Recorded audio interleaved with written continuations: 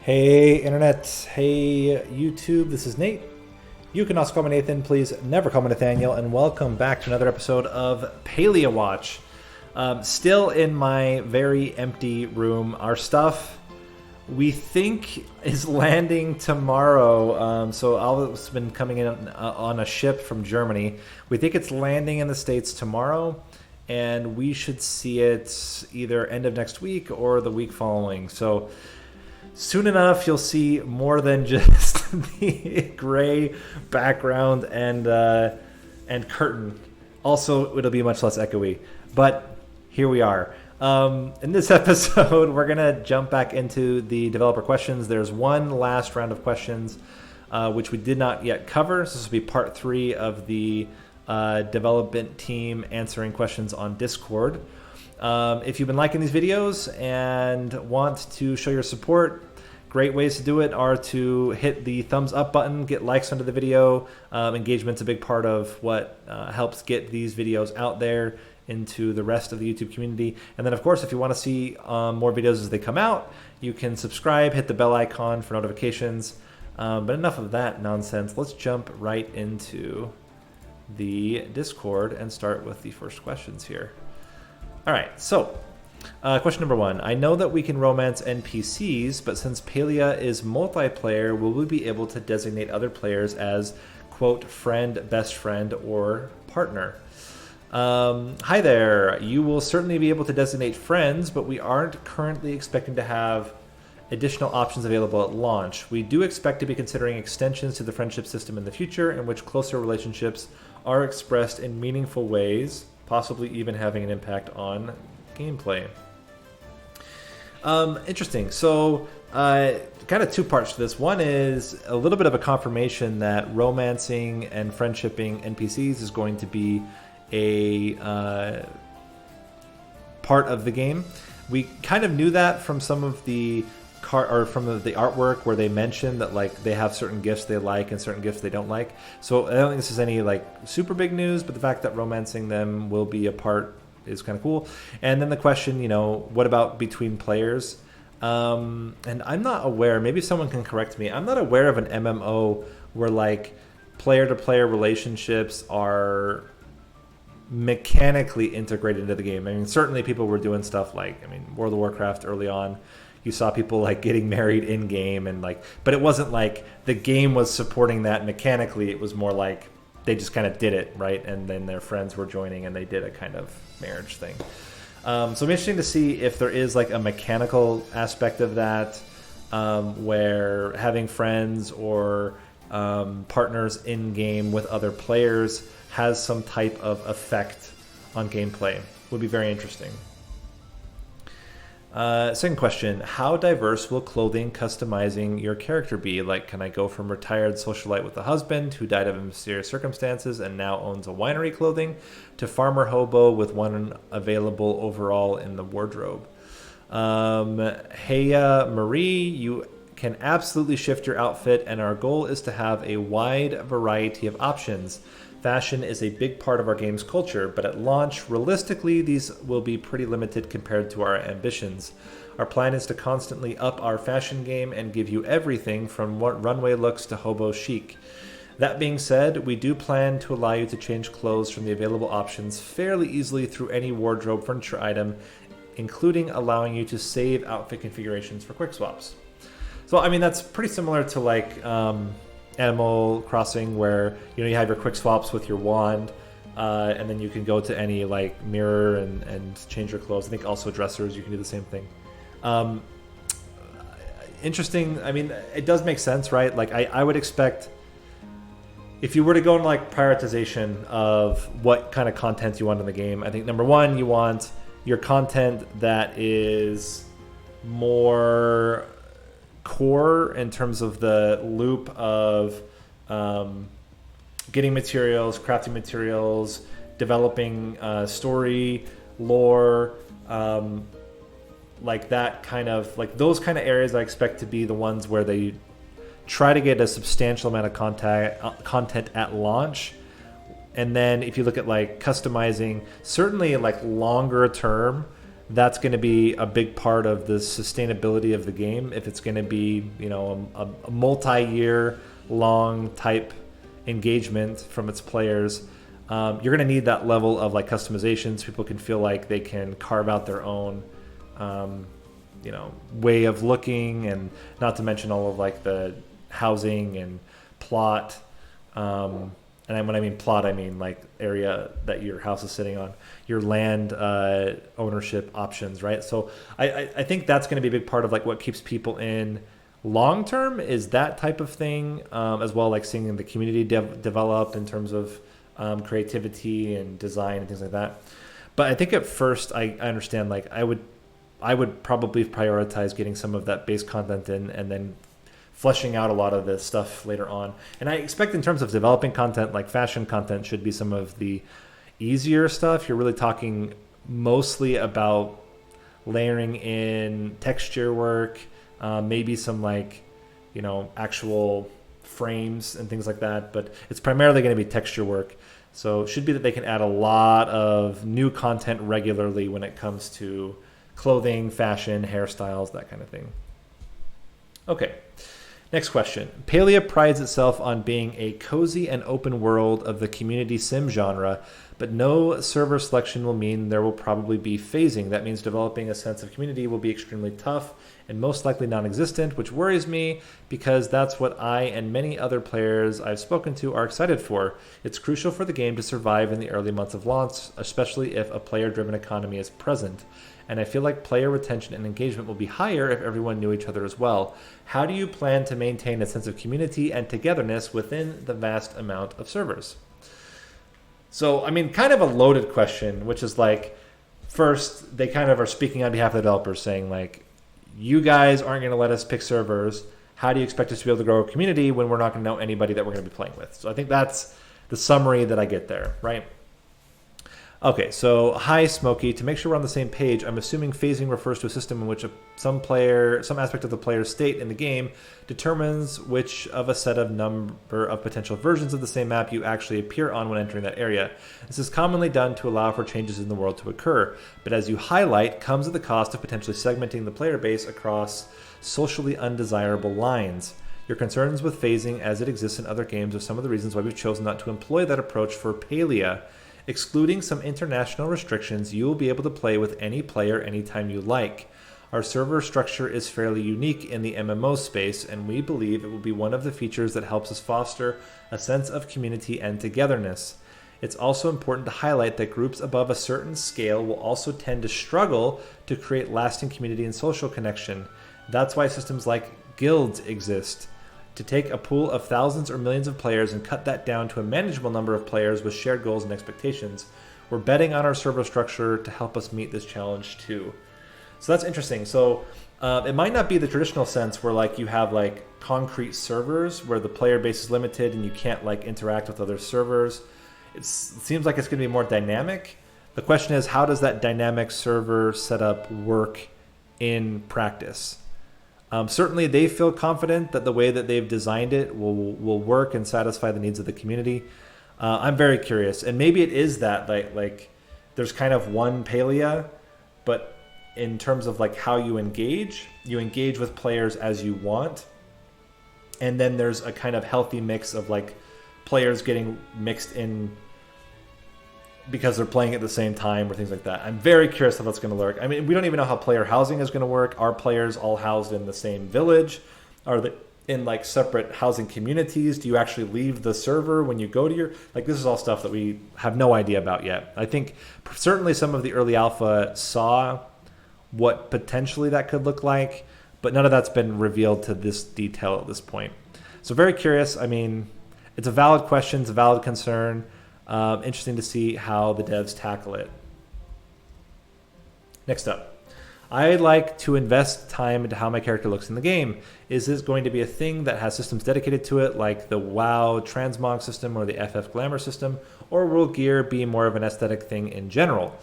Okay, so kind of interesting. Very similar to the question as before, but I think more focused on like practical gear, meaning gear that like benefits you in the way that you play versus gear that you like cosmetically.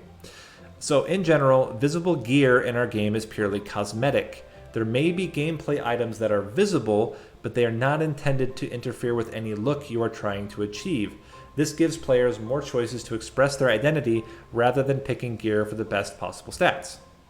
Second answer, I'm with you. I invest way too much time into the details of my aesthetic. There may be spreadsheets. It's a relief to know that our choices won't be constructed around the boost or stat a particular article gives us. I think that's smart. I think this whole idea of like tying looks to, it works in certain circumstances, like Diablo. You have sets and the sets all look kind of similar, and in other games, it's, and I say Diablo, but it's really in any game where you have like set piece or set type items. You build your set, and then there's a visual aesthetic, there's a gameplay element to it. I'm one for disconnecting stat buffs from clothes in general.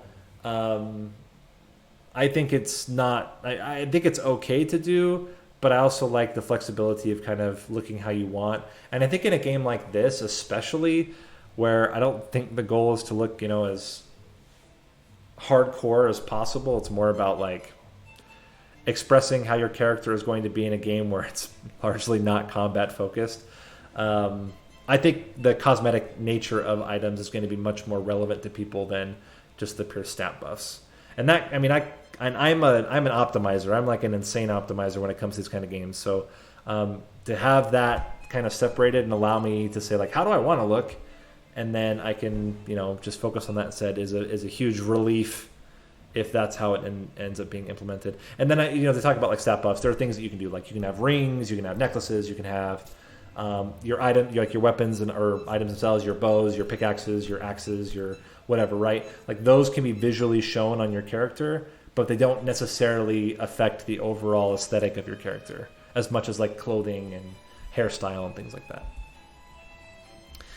Number 5, I have a serious question actually. As I understand it, pre-alpha is where S6, so Synchronicity 6, which is the developers, wants players to tell them what they like and don't like so they can fix it. Is this only in pre-alpha, or will it also be in alpha, beta, other tests, or will those be more about bug fixing?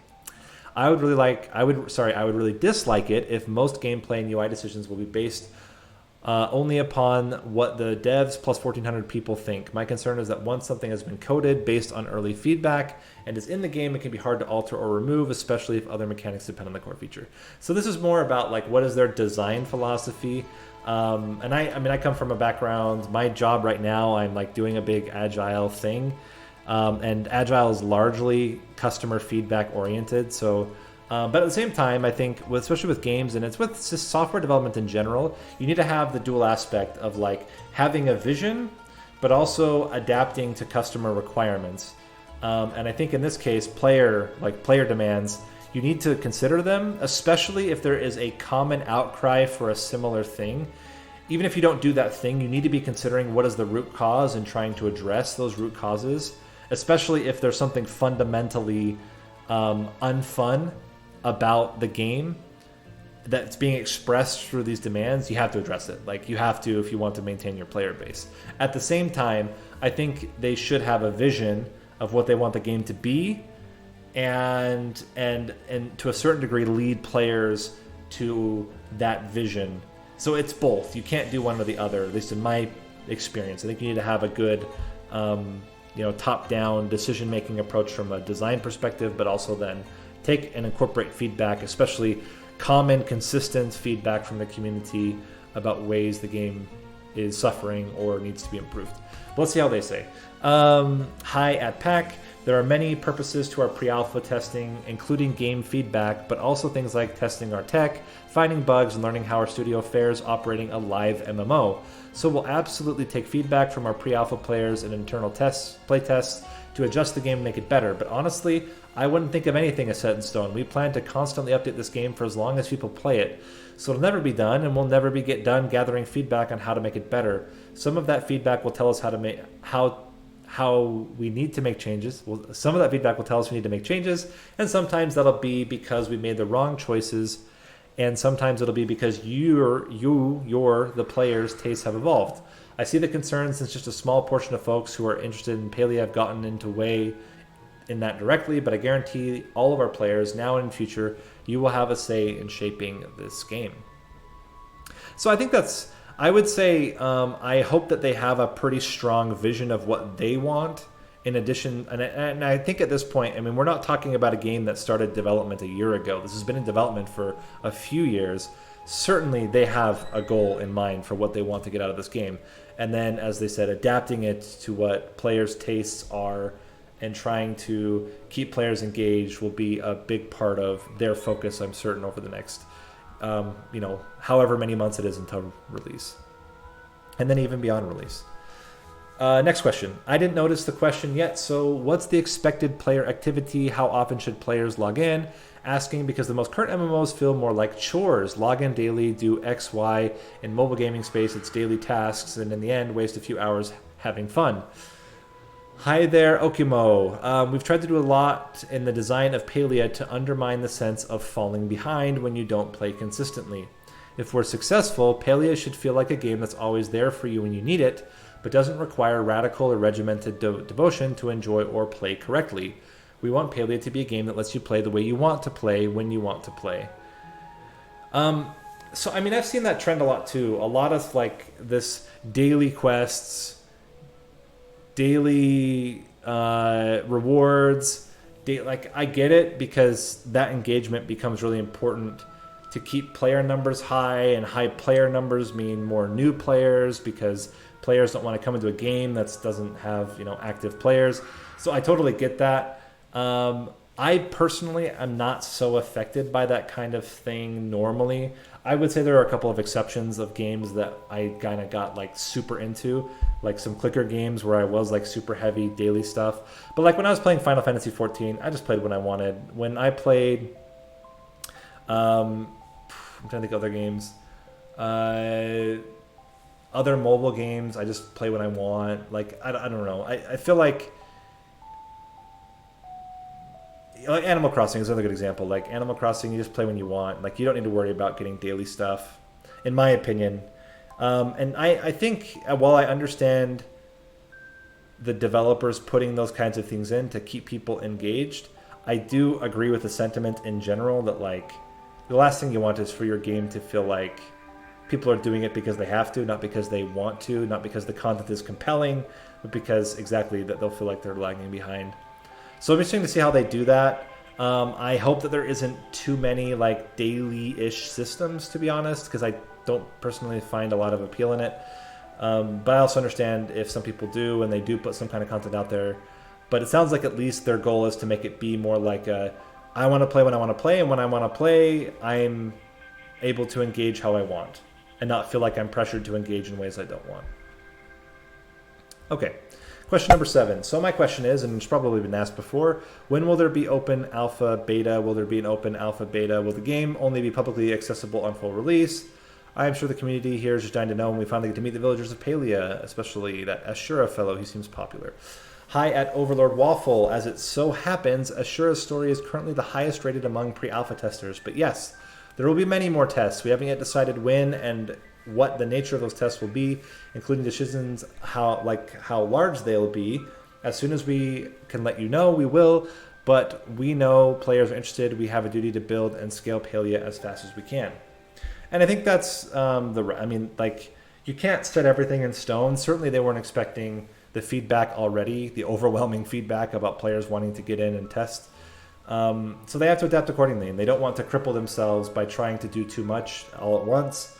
And I think we as players, and I myself fall into this, we need to be patient. And if we want the game to be good, we have to let the developers build it in the way that they feel like is going to be most effective. So I would expect that there will be an open beta. Like I can't imagine them not just going straight from closed beta to live. I think there will be an open beta. The question will be, how big do the closed, testing phases get? How many players do they start to engage with? I certainly am hoping that in future rounds I get involved, but we'll see. Next question. What gameplay benefits, if any, will romance give us? Will we be able to opt fully out of using the romancing option without it being a detriment to our gameplay? Hello there at Timothy. There will be a variety of exciting narrative-driven rewards. While you won't have to romance everyone to get the best house, there will be benefits to deepening your knowledge of our world. We want players to be able to engage in the romance feature for intrinsic reasons, like genuine interest in getting to know the characters. The romances are not meant for extrinsic rewards. Therefore, there is no gameplay advantage for romance and no disadvantage for opting out. Again, I really like this. Make content engaging standalone. Don't try to loop rewards to content which is not engaging. And I think that's, if you can design around that philosophy, I think it becomes much more valuable.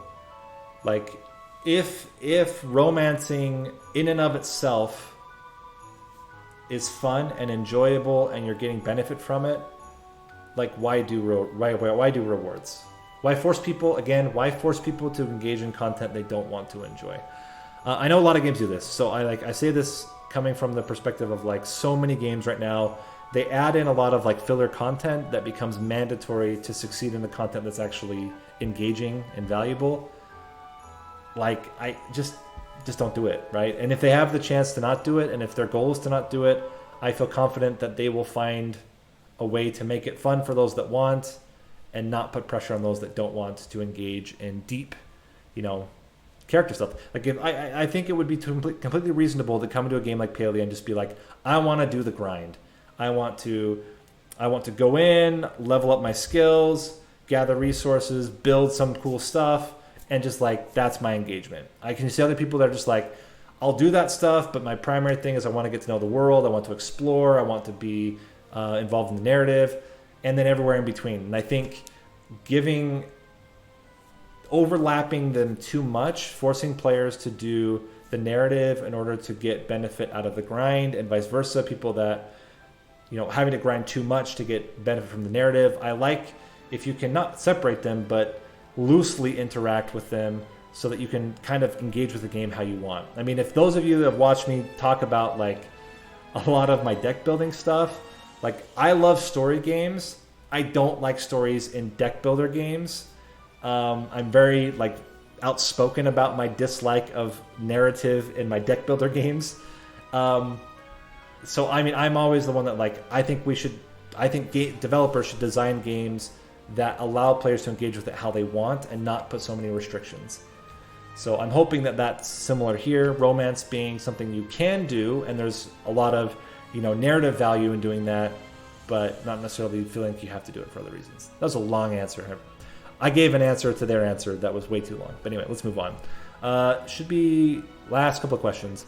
I noticed for Kenyatta's introduction card it says that she hasn't chosen her path. Is this just some general narrative term that you've been saying that she hasn't figured out her future career? Or is this some kind of player system, like being able to choose a path as a cook, which would give you access to certain cooking skills, recipes, etc., that people that didn't choose that path would not have access to? Great question at Creeper Cernan. This is a narrative concept linked to a certain culture in our game of choosing a lifelong career in young adulthood. We have not yet determined how the player characters will engage in this narrative concept. The main thing is we want players to be able to play the way they want to and engage with systems as they see fit. So we are unlikely to unlock important gameplay content behind a narrative path choice. This should be how they do this game. Like, I even don't love restrictive class systems. It's one of the reasons why I think Final Fantasy XIV is so well designed, because Final Fantasy XIV just basically says you can play how you want at any moment. If you want to go from being a barbarian to a mage, you change your costume, it's done. And I respect developers who don't try to lock people into engaging in a certain way or putting huge roadblocks around dramatically changing how you want to engage with the game. And I think especially a game like this, where it's not competitive in nature, like, give people the freedom to do what they want. I love the idea of like, yeah, you can choose a path, but then you can switch your path at any time, and it's fine, and you keep everything that you earned on your previous path. Like, there's no reason for me in a game like this that you would want to block people. right? Like, let them engage with it how they want, let them engage in the content that they find interesting, and that will change over time. People will want to engage with one thing for a while, and then they might want to engage with something else. Allow them the freedom to do so. And I hope that that's how they end up doing it. Certainly seems like that's the direction they're leaning in. But I do like this idea of like, there's a narrative aspect to it, right? And you could build that around the player, the narrative aspect, without necessarily locking them in, which I think is a smart way to play it. Will there be seasons and weather patterns, such as snow, heavy rains, storms, routes, etc., to go with them? This question was asked by a lot of people. We're not ready to talk about seasons at this time, but we will definitely have a dynamic weather system that will impact a wide variety of the gameplay content in the game. We're also making sure our audio experience is capturing the charm of being sheltered inside while listening to the patter of raindrops across your roof.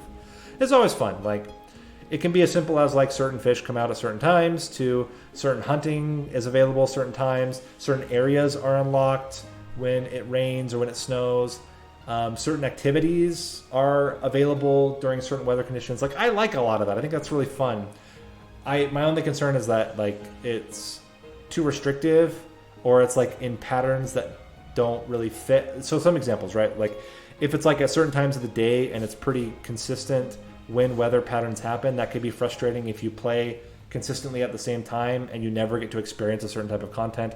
I would doubt that that's how it goes. I expect it to be probably more random, but there's nothing worse than like feeling like you never get to experience content because you just can't, it doesn't fit your schedule. So I expect that they probably do it in a way that is more accommodating, but we'll see. But I like the idea of having like content built around weather systems or seasonality. Never a bad thing. Certainly, they mentioned before like mini games. I think it would be cool to have a mini game during, you know, each season. Spring has its own mini games, and then summer has its own mini games and things like that. All right, at the end. Now for a fun question that we've been asked many times. What is the developer's favorite comfort food? I'm not going to go through these. I'll tell you my favorite comfort food: grilled cheese sandwiches and tomato soup. I don't know what. It's just very, very like when we had big things and we came home and my mom wanted to make something really quickly, that's what she would make. And so for me, that's always like we did a lot of stuff, time to get grilled cheese and tomato soup. So for me, that's always been kind of a comfort thing. It's always my go-to when I don't know what I want to eat: grilled cheese tomato soup. And with that, that is all of the developer questions that have been answered so far. They did mention that they will be doing more stuff in the future around developer questions, informing more of the community. I don't know the timeline on any of that. So we're caught up with art. We're caught up with Q&A. I'll start thinking up, and maybe you guys can help me. If you have an idea about other types of content you want to see me cover in the next weeks as we get ready, hopefully, for the next wave of testing, let me know.